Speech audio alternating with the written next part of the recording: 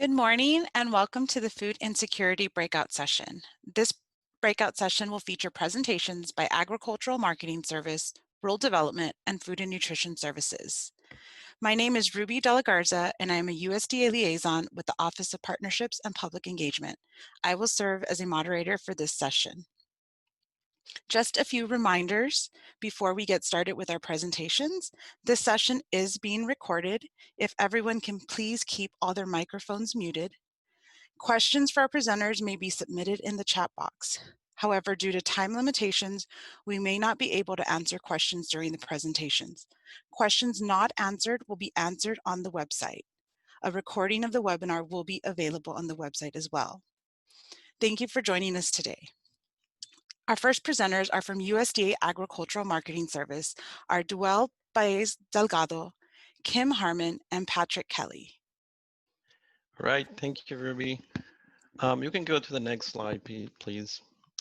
So good afternoon and good morning, everyone. My name is Duel Paez Delgado. I am the lead grants management specialist for the farmers market and the local food promotion program. With me today also is Kim Harmon. Kim is a grants management specialist who manages the portfolio in Texas. So Kim will be sharing some information of success stories in that area. Next slide. So a little bit about the history of the program. I'll keep it brief since I know we don't have much time. So the program first began funding projects in 2006. The first program that was authorized was a farmers market promotion program to help promote direct producer to consumer marketing. Congress then recognized the importance of the local food marketing as an economic driver, and they decided to expand the program and add the local food promotion program component. This component provided grants for local and regional food businesses and enterprises that are not direct producer to consumer markets, but act as intermediaries. So the 2014 Farm Bill expanded the program and created what we now call the Farmers Market and the Local Food Promotion Program. We come to 2018 Farm Bill. The Farm Bill created the Local Agriculture Market Program.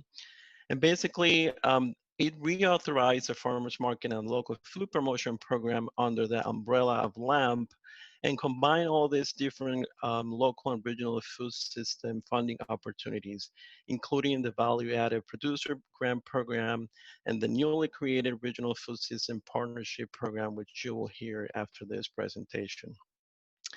Since 2014, on a yearly basis, we receive about $27 million in funding, which we use to make awards. Next slide, please. So what is the Farmers Market and the Local Food Promotion Program? It's a competitive grant program. The purpose of the program is to help develop, coordinate, and expand direct producer to consumer markets and local and regional food business enterprises. So the program helps build that connection between the farmers and the consumers. It helps create economic opportunities for small and mid-sized family farmers and local food businesses.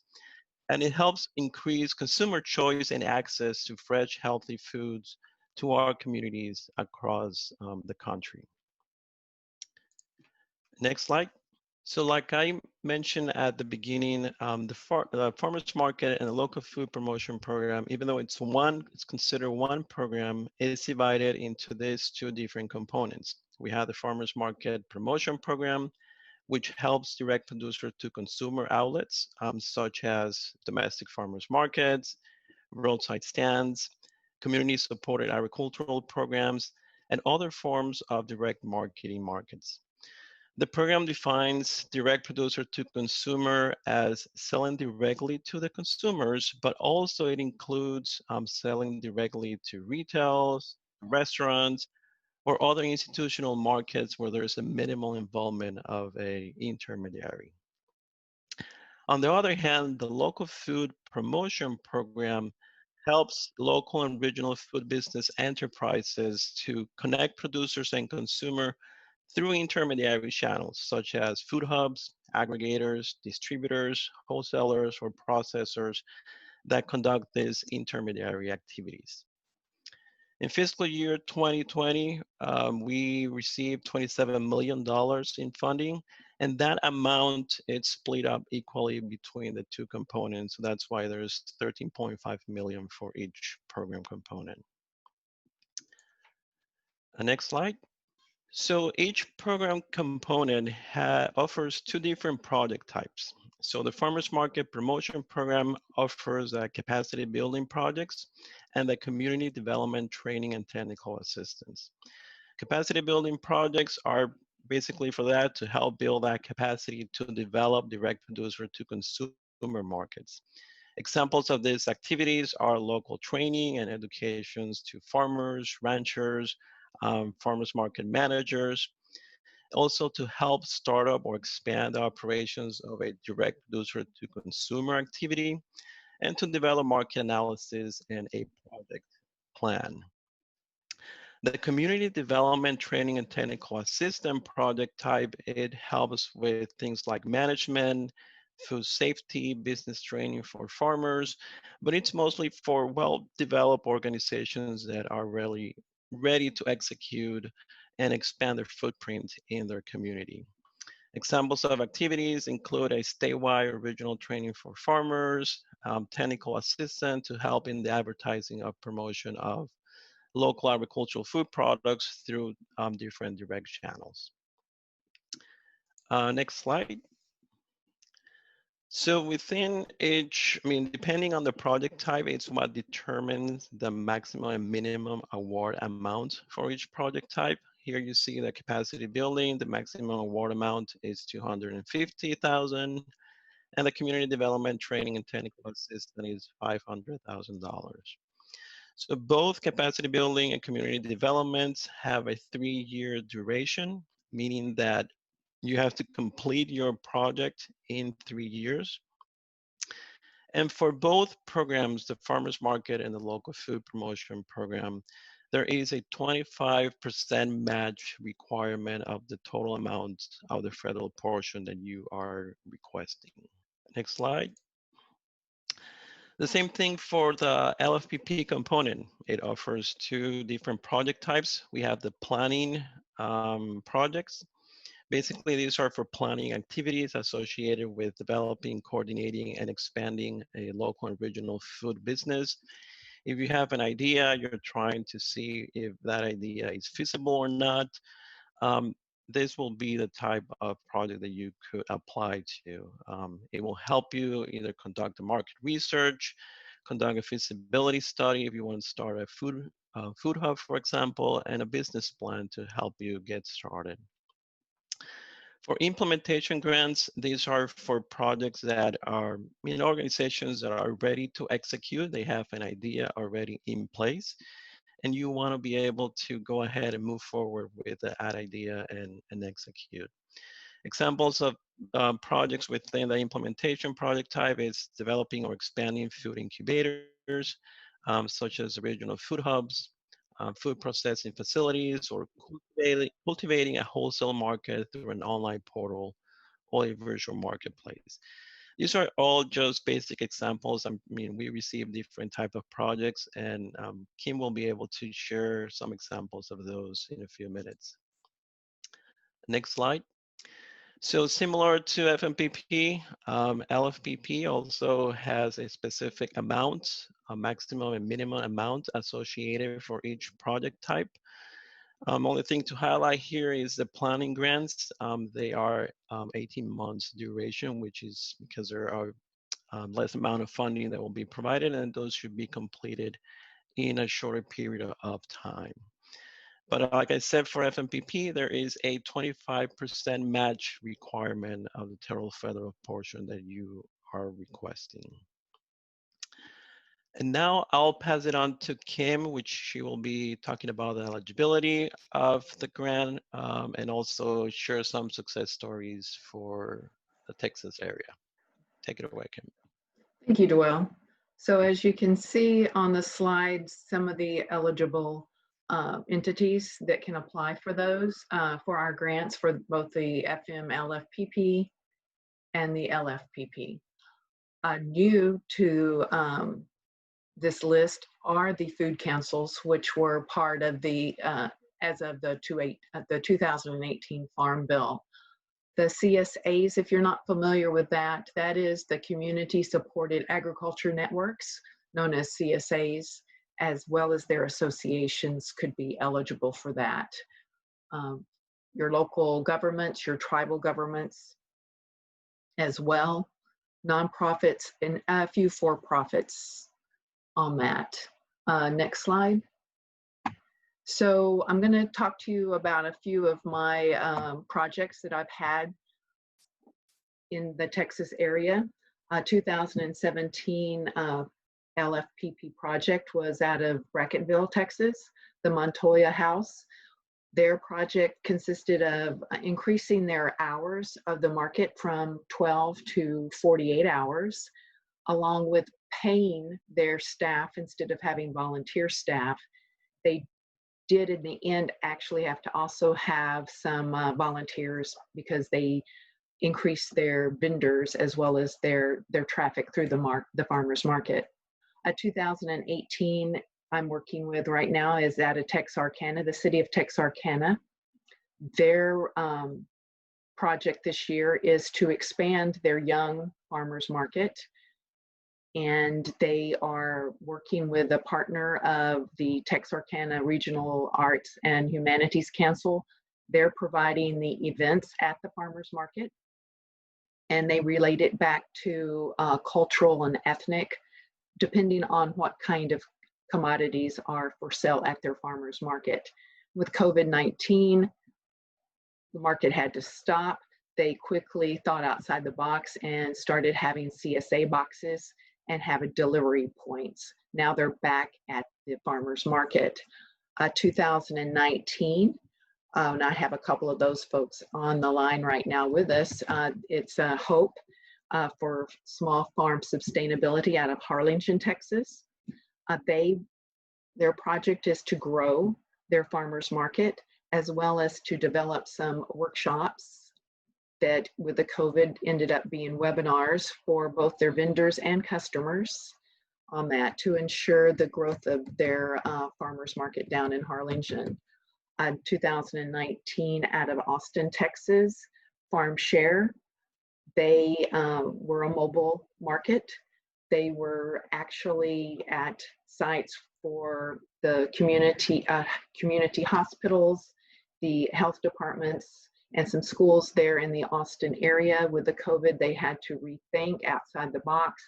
They ended up with bags for CSAs instead of having a market that they could go visit. And they have sold out of all of their CSAs and doing quite well on that. Next slide, please. So some of my local food promotion program examples there in Texas. Both of these happen to be in the Dallas-Fort Worth area. 2018 is the West Vita. What they're doing is a food hub. They started with 3 farm networks. They are now up to 50 producers. They bring all their commodities to the local food hub where they aggregate it. They have a platform, an e-commerce platform that they have developed. They were focusing mainly with the local restaurants and some of the institutions. COVID happened. Overnight, they switched over to retail to help with some online delivery of retail groceries to the public. The other one is 2019. It's a revolving kitchen. They are a commissary kitchen. They have 25 fully equipped commercial kitchen units. They service about 60 plus local food businesses, including some caterers, some food trucks, some small restaurants, as well as vendors at some of the area farmers markets. With COVID came, they had to switch their platform as well. Some of the caterers happened to make instant meals, so they lost their catering events. They quickly adapted to help the producers in the area and came up with meals that they could deliver to families in the area. So those are just a few of my grants there in the Texas area. Next slide, please. This is a list of things that are uneligible activities. The list is even larger in our request for information, which you can find on our website. The key points here is no construction and no production activities, meaning you can't purchase farm equipment, tools, materials, supplies like that, and no construction on that as well. And if you need partners, and no purchasing of food. Contact information is the next slide. Please drop us an email, call us, leave a message. We will be more than happy to answer any questions that you might have on the upcoming 2021 request for applications. As I said, I've got several grantees, current grantees and a past grantee on the phone: Sue Beckwith, Kay Polt, Diana. Reach out to them and ask them about their projects. Go on our line and look at some of the other Texas projects, as well as Oklahoma or other areas, and reach out to those folks and ask them questions. They'll be more than happy to help you. And that's all I have right now. And I believe now it's Patrick Kelly's turn.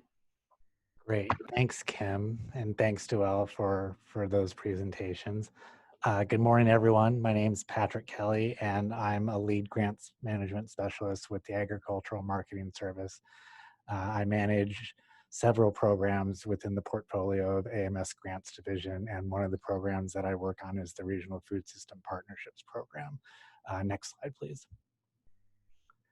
So Dewell talked about the history of their programs, the Farmers Market and Local Food Promotion Program, and gave a good overview of what the 2018 Farm Bill did in terms of consolidating those programs under what is now called the Local Agriculture Market Program. It added another pre-existing program, the Value Added Producers Program, and then it created this new program that I'm going to be speaking about, which is the Regional Food System Partnerships Program. So this gives you an idea of how these are housed within the 2018 Farm Bill language. Next slide, please. So the Regional Food System Partnerships Program's purpose is to really support partnerships that connect public and private resources in the planning and development of local and regional food systems. And the selected partnerships through this program are tasked with coordinating efforts around setting priorities, connecting resources and services, and measuring progress towards common goals. And it's that common goal element that's a really key component of the types of entities that are applying for this grant program. The idea is that the partnership is able to put together a set of common goals and activities that everyone within the partnership is buying into and has a shared vision around in order to move forward. Next slide, please. So the partnerships themselves, the Farm Bill defines specific things that the partnership is responsible for doing as a grantee for the program. The first thing that the partnership is responsible for is determining the actual size and scope of the regional food system in which the goals and the activities are going to be carried out for their project. So this is an important aspect of the program that people need to understand. And I think it's actually a really great way that they put this into the Farm Bill language. It allows the partnership to define what the region is and doesn't depend or doesn't require us to tell the partnership what the region should be. It gives the partnership a lot of flexibility when it comes to being able to define the parameters of what they're talking about when they're looking at their project from a quote unquote regional perspective. And then it also requires the partnerships to coordinate with us and vice versa. It requires us to coordinate with them to receive any technical assistance for partnership level activities. And then also the partnership is responsible for providing a few technical assistance activities they're on their own through the partners that are part of their partnership agreement. And so the idea is that the partners themselves are able to provide technical assistance within the membership. And then finally, the partnership is also obviously responsible for conducting any outreach and education in the recruitment of potential partners to participate in the agreement and any eligible activities related to the project itself. Next slide, please. So in general, who's eligible to apply? Again, these are partnership grants, so partnerships are eligible to apply. And the Farm Bill is very specific in defining what a partnership means for the purposes of this program. It's an agreement between one or more eligible entities and one or more eligible partners. And the definitions for entities and partners are in the request for applications that's available on the website. It gives more detail as to what an entity is considered and what a partner is considered. So I won't be able to get into that too deep today since we have a limited amount of time. But the application can be submitted by either an entity or a partner on behalf of the partnership.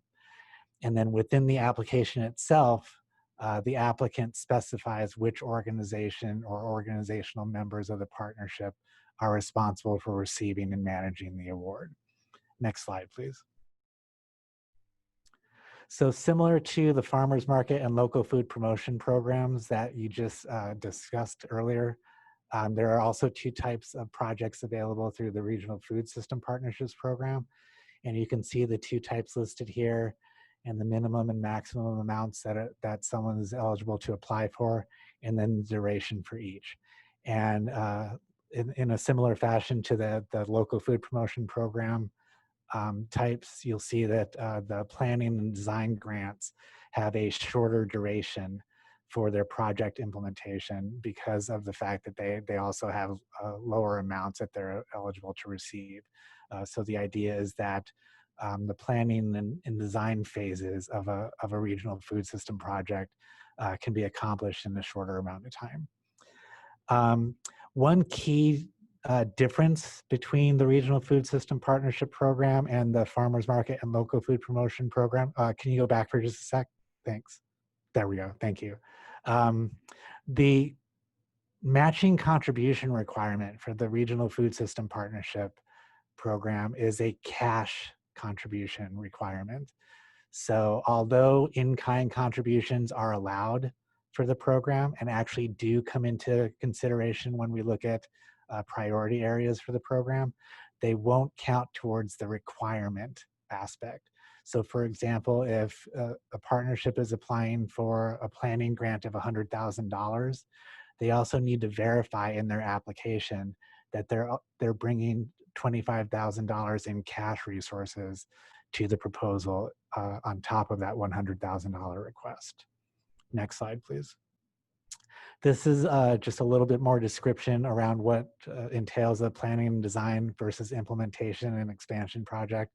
Again, similarly to the local food promotion program concept, a planning project will support partnerships in the early stages of convening, envisioning and planning processes for developing the regional food system, whereas an implementation project type would support partnerships in building on prior or ongoing efforts within the regional food system.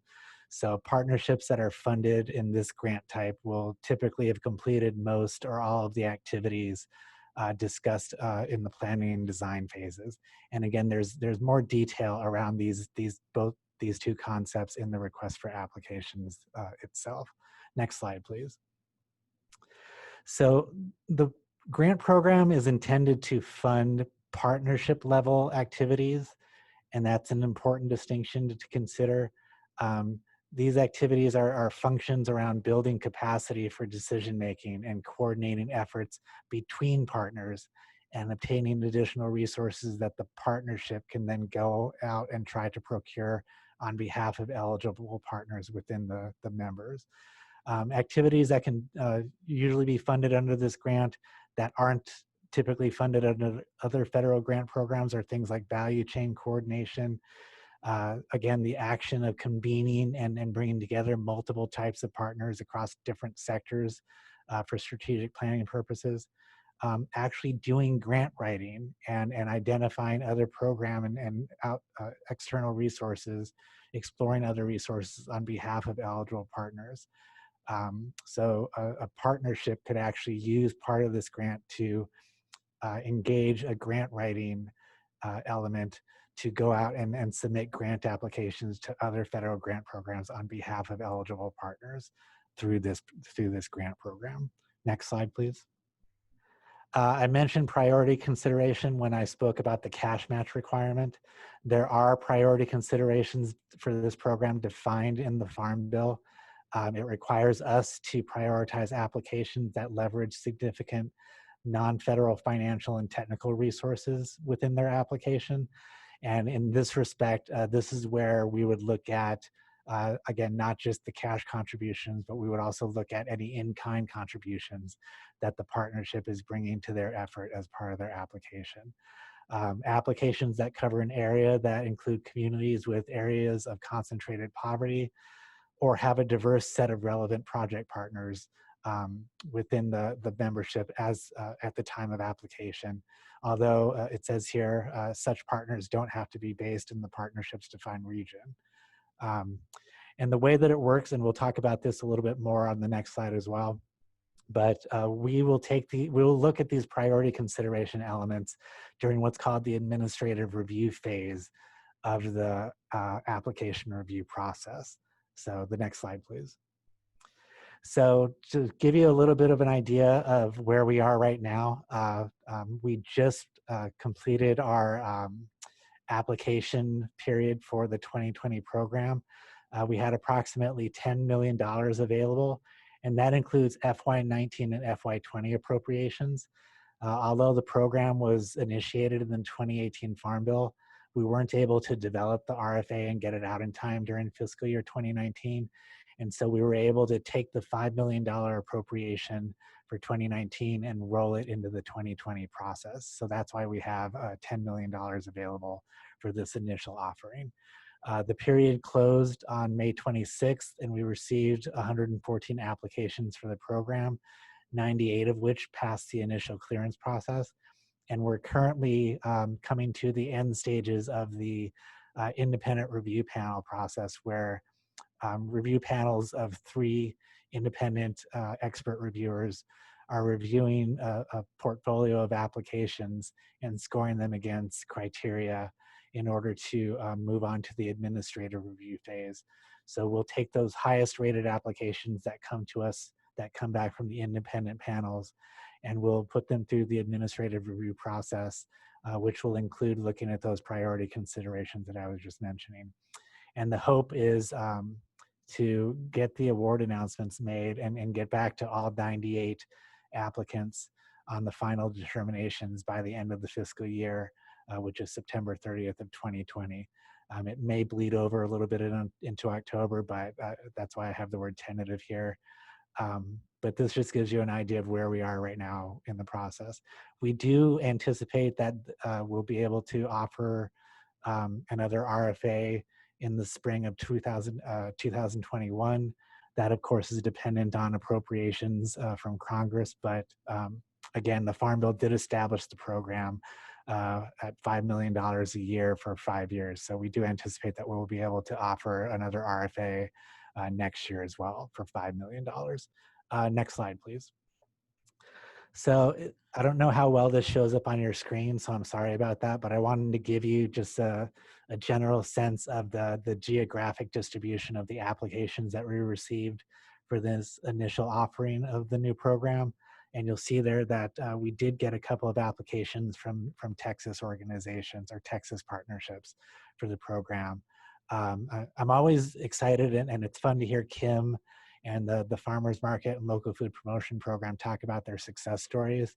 And I can tell you that me and my staff are really excited to be able to talk about success stories for this program in future years whenever we come back and do these types of presentations to folks like you. So next slide, please.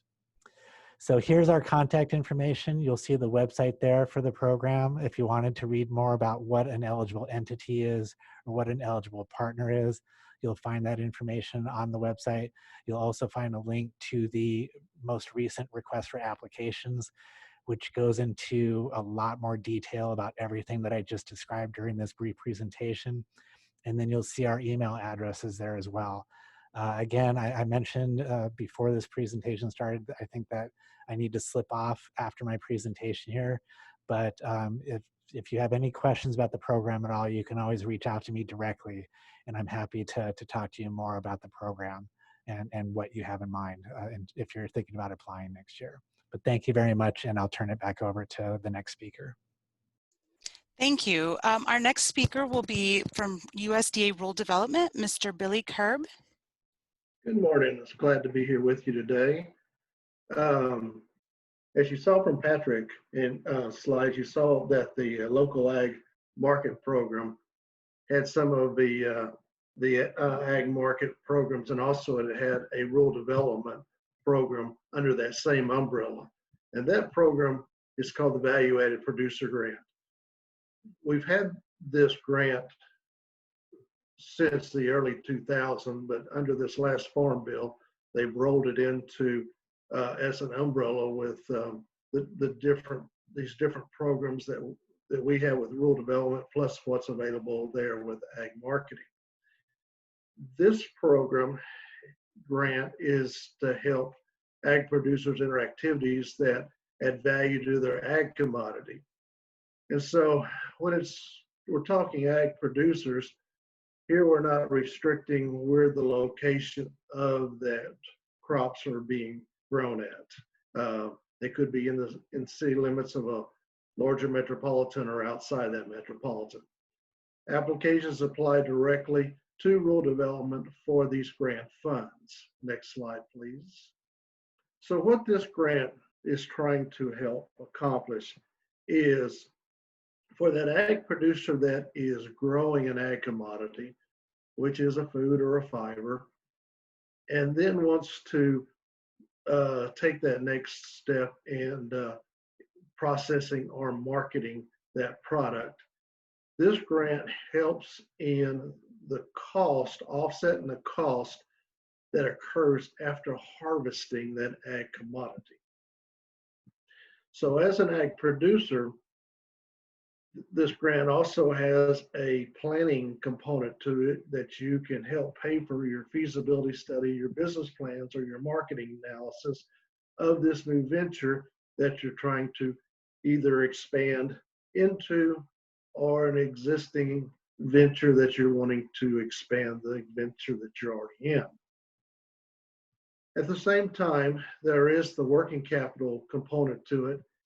And these funds are to help cover the day-to-day expenditures associated with operating a value-added business. With this grant, when it gets into the working capital component of it, it can be asked for up to a 3-year duration. It can go up to $250,000 in grant money. But as you're looking at expenses or operating costs, you're looking at those costs that are occurring after you harvest the ag commodity. So what does that entail? You've got processing costs, you've got marketing and selling expenses, including utilities, ingredients, distributions. You've got advertising that product, office supplies, your financial accounting system, or you may not be growing enough of the ag commodity and you're needing to purchase additional crops from other ag producers to take care of the needs of your product. Next slide, please. Who's eligible to apply? So your legal structure can be in many different fashions. You can be just an independent sole proprietor. You can be incorporated into a cooperative. You can be an ag producer group, or you can be a majority control based business venture.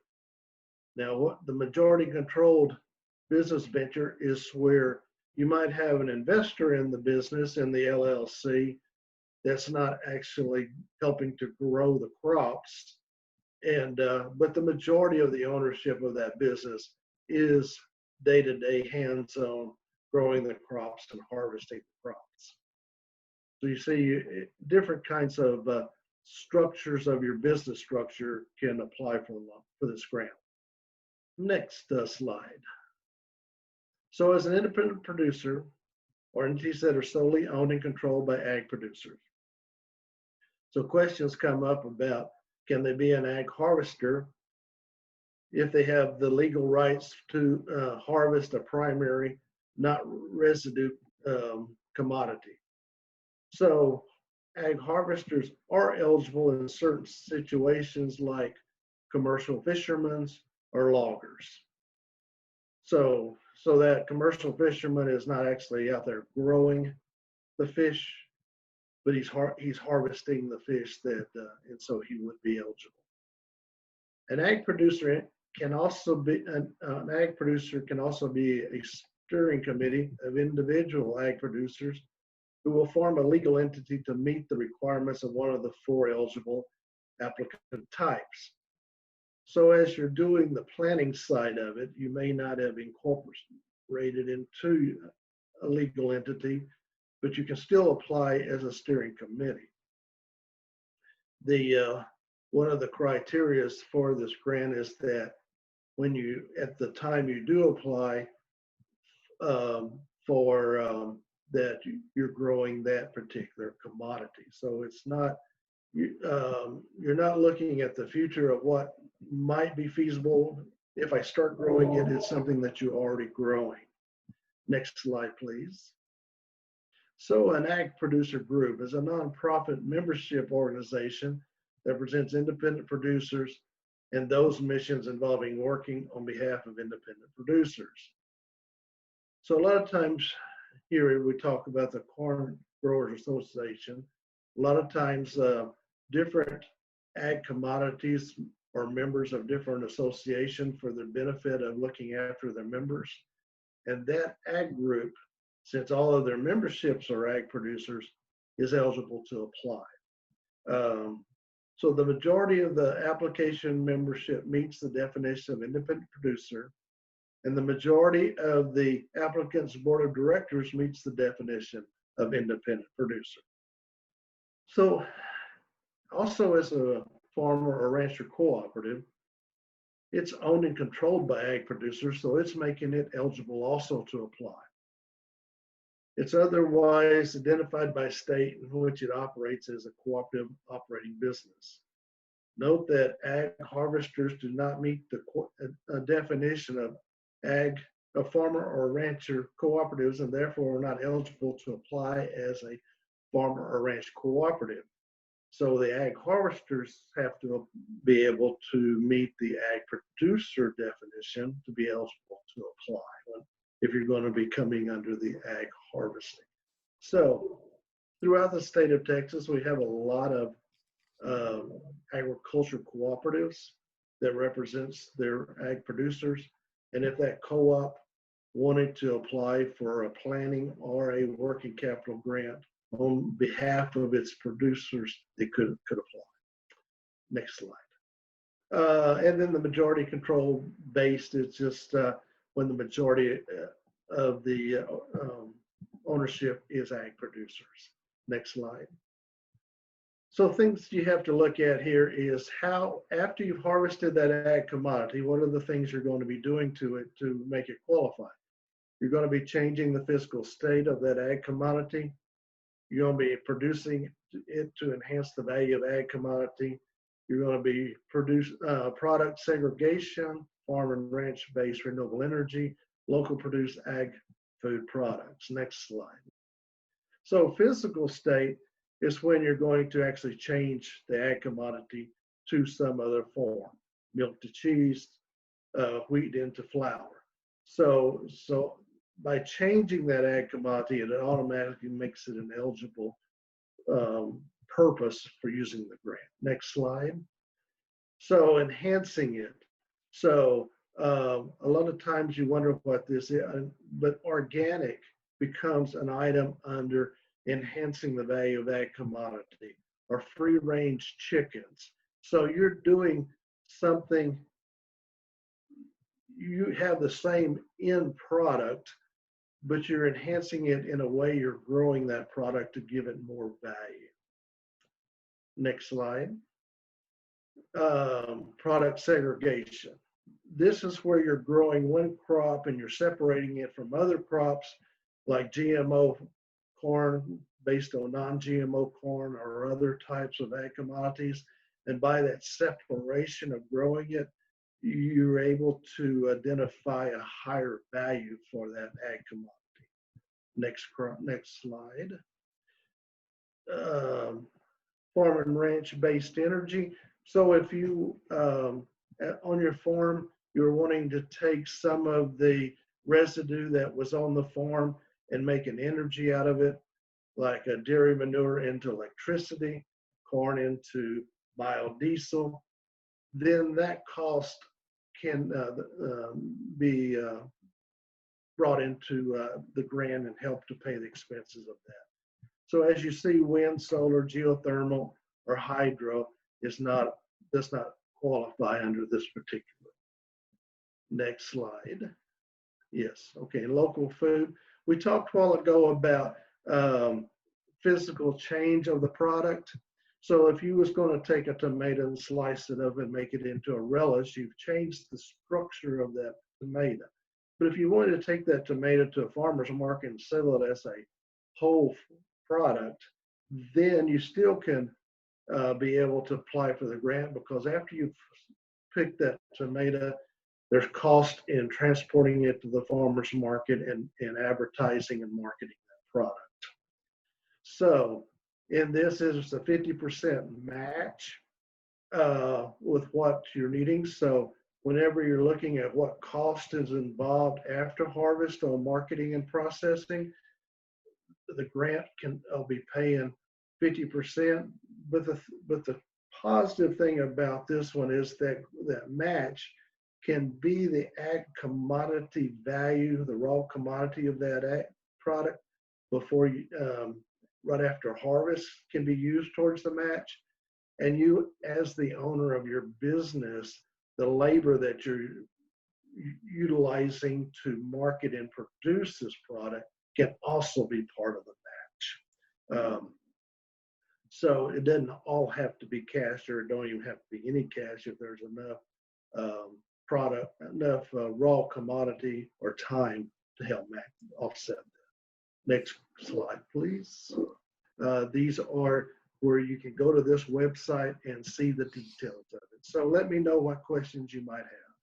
Okay, and these presentations will be on the website, the Summit website, and if you have any questions, please submit them in the chat. So I will move on to our next speaker, Ms. Shannon Jones from USDA Food and Nutrition Services. Right, perfect. Hello, everyone. I just do think I'm thankful for this opportunity to share what we do in terms of our programming and service. I'm with USDA Food and Nutrition Service, and of course, our mission is to increase food security, to reduce hunger by providing children and low-income families access to a healthful diet and nutrition education. Of course, and we support that through the American agriculture. Next. Today I will focus mainly on some of the programs that we provide. With USDA Food and Nutrition Service, we provide a plethora of services and programming.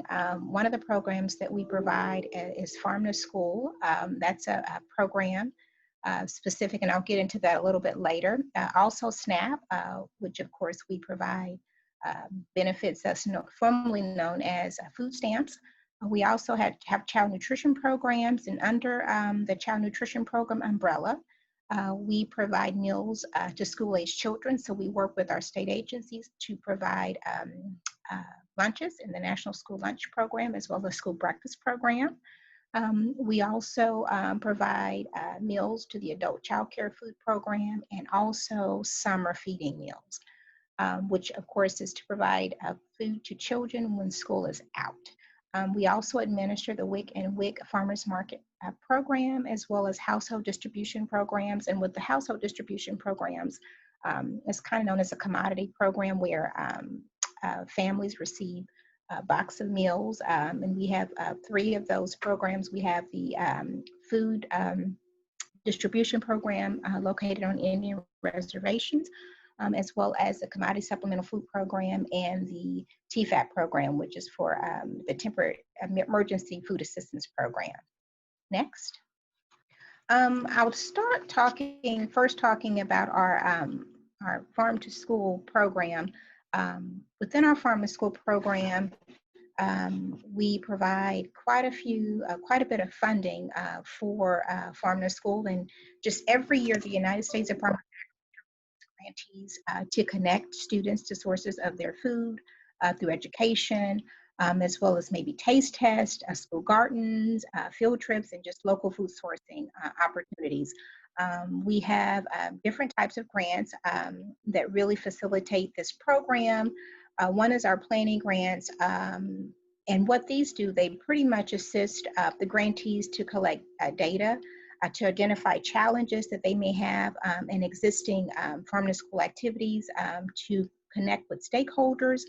Another grant that we have is the implementation grants, and what these grants are is to assist the grantees in launching and expanding farm to school activities. Could be for a school or a school district. We also have training grants, and what these grants are, they are to assist the grantees in really sharing knowledge, disseminating information, best practices. Also, it could be for hosting a meeting, a conference, a national, state, and local, at a national, late, and state forum. In terms of our grants and the amounts that we award, grants are typically range from about $20,000 up to $100,000 for a period of about 12 to 24 months. And of course, there is a matching requirement, a 25% matching requirement of the total project budget, and it could be in the form of cash or in-kind contributions. In terms of the timeline, we recently went through this process of looking at the RFPs. And just last month, we provided notification in terms of those grantees that were selected. In the Southwest region, we do cover a 7-state area. And within the Southwest region, we have 17 grantees that were selected amongst others in the nation. These funds are very sought after. We, of course, get a lot of requests, but not a whole lot of funding is available. So for fiscal year 13 through 18, we received a total of a little bit over 1,900 requests, and we were only able to award a little bit over 430. In total of requests, we typically get between this period about 65 million, and we're only able to award during that period of FY13 through 18 about 13 million. So you can see it's, we don't have as much in terms of the funds to distribute to those that are in need. If you could turn to the next slide. I want to kind of get a little bit into just kind of what we've been doing the last several months in reference to COVID-19. We have been extremely busy in providing assistance.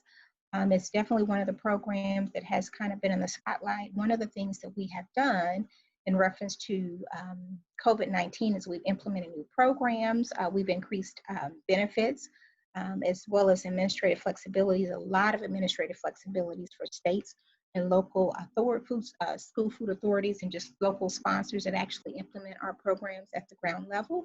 And we've also provided numerous flexibilities for clients. Next slide, please. I'll talk a little bit about PEBT. PEBT is one of the new programs that we have implemented during COVID-19. And what PEBT does, it provides benefits specific to those school-age children. So this is something new. When we look at SNAP EBT, it provides benefits to those households that are needy, but PEBT, Pandemic EBT, specifically provides benefits to those school-age children, because what we do know is when the pandemic hit, kids didn't have access to meals because they were not in school. We also provided several grab-and-go meals where parents could come up and pick up meals for several days to ensure that their children were fed even when school was not in session, whether it be virtual. Many of the schools were virtual. Also, physical presence waivers we have implemented in a few of our programs specific to WIC, where they have waived the physical presence requirement. And then also in terms of waivers, we have been working around the clock with trying to implement waivers within the National School Lunch Program. There are certain legislative requirements. Of course, one being that a child has to be present, right, to receive those meals and consume those meals in a congregate feeding environment. We have worked with our national partners and OGC, the Office of General Counsel, to provide flexibilities to ensure that these kids receive benefits. Also, there's the remote benefit issuance as well. So we have, like I said, been extremely busy in terms of COVID-19 and creating flexibilities that weren't there before. In terms of WIC, we have also waived clinic requirements for moms and children to appear in person. Those are just some of the flexibilities. And we've also implemented, talking about a new program, Meals to You. The Meals to You program provides weekday breakfast and lunch to students who are receiving meals through the National School Lunch Program. With this particular program, we have tried to focus in the rural areas just because we do know sometimes it's quite difficult for those children and families to have access to meals in a rural setting. Next.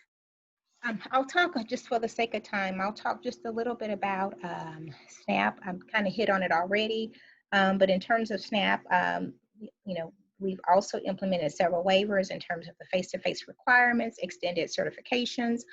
I would like to say just with SNAP, we got SNAP EBT and then PEBT. There was a lot of coordination between the state agencies, because we do know SNAP EBT is in a totally different department as some of our Department of Education agencies within the state. So it's been a whole lot of coordinating, getting the two together. There's been a lot of technological challenges, I will say, the states have had to kind of deal with, but I will say we have issued a lot of benefits. I want to say in Texas alone, with PEBT, I believe it's been about 1 billion benefits that we've issued.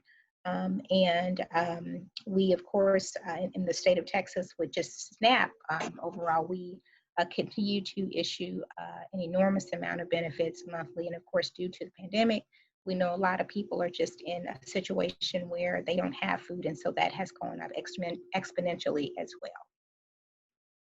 Next. Oh, here we go. Great job in terms of consolidating. Of course, thank you guys for listening. For more information, you can please visit www.fns.usda.gov. My name is Shannon Jones. I am the Branch Chief of School Nutrition Programs. And if you would like to reach out to me, my email address is shannon.jones@usda.gov. So I hope this provided some information in terms of the great work that we do here at USDA Food and Nutrition Service. I'll turn it over to you, Ruby. Thank you so much. I just want to thank all our speakers again and thank everyone for joining. Sadly, food insecurity is prevalent throughout our state, so all this information presented is very important as we ensure everyone has access to food. I just want to remind everyone that all questions submitted in the chat box will be answered and posted on the Summit website. This concludes the session for food insecurity. Everyone will have to log off and use the other link to attend the closing session. And I just want to thank again our speakers and everyone for joining us today.